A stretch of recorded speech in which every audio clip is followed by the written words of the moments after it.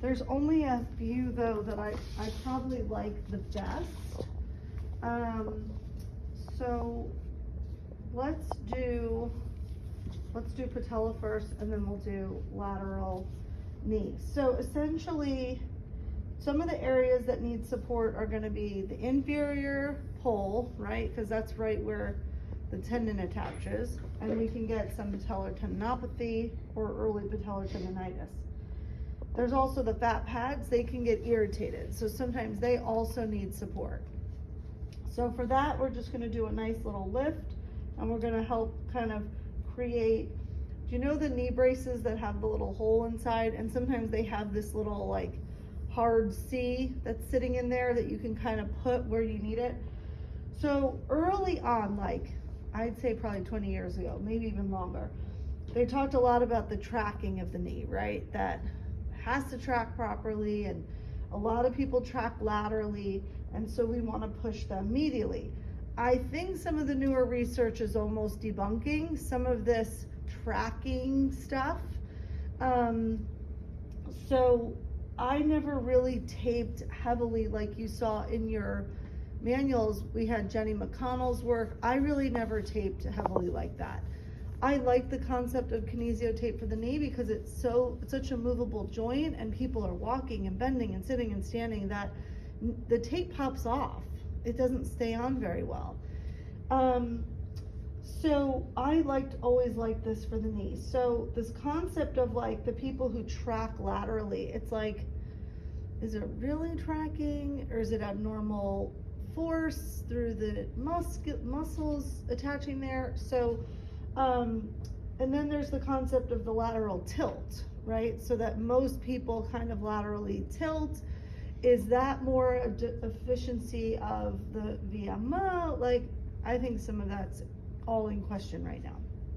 But the concept remains that if they're being overloaded laterally, you could encourage a medial glide of the patella to see if that will help. That's one way. And then really the most that I see, it's all this anterior knee pain. Okay, it's really just that inferior angle, there's the patellar tendinitis. So that's usually what I tape for the most, is the patellar tendon.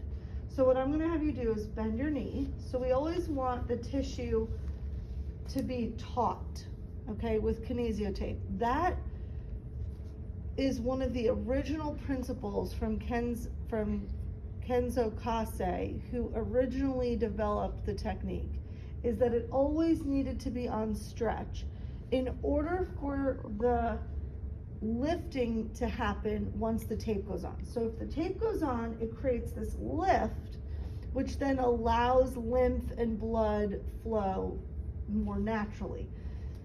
That has gotten lost, in my opinion, in translation from all the different now KT tape, rock tape. There's a lot of different ways now that they're putting it on. So I try to be pure to the original principles when teaching you guys, okay?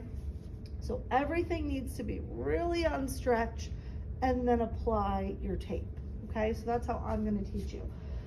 If you go into some of these other courses as you are developing through your career, you can put that into question. Like, why do you not have to do that? You know, those are things, if you take rock tape or what other classes, but I took a pure kinesiotaping course, and that is one principle that they made very clear.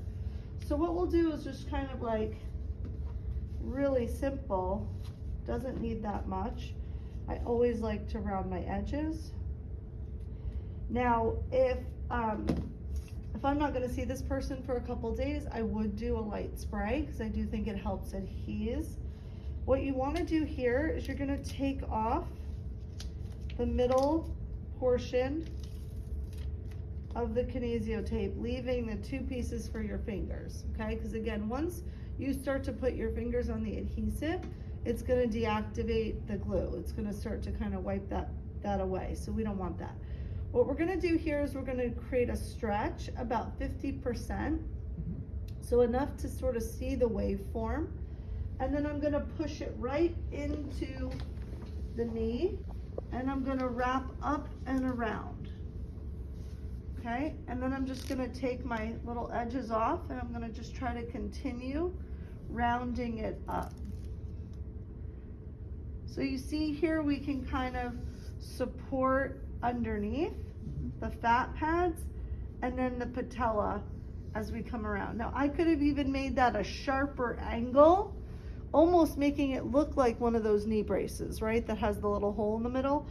But that's kind of the concept, is that now you've got this blocking all around. So if there is this questionable tracking, you've kind of covered that. Plus you've covered supporting the patella. Plus you've got, because I pushed into her, I lifted the patella a little, giving it a little bit of a cradle so that it's not pulling so much at the inferior pole. That's essentially what we're doing here, is an unloading technique plus a little bit of a blocking technique around, because I put it on that stretch and I'm supporting around it. Okay, so really simple. Put it on stretch, push it into the body part, and then lay down just the tails, the very ends. Okay, now another way we could do it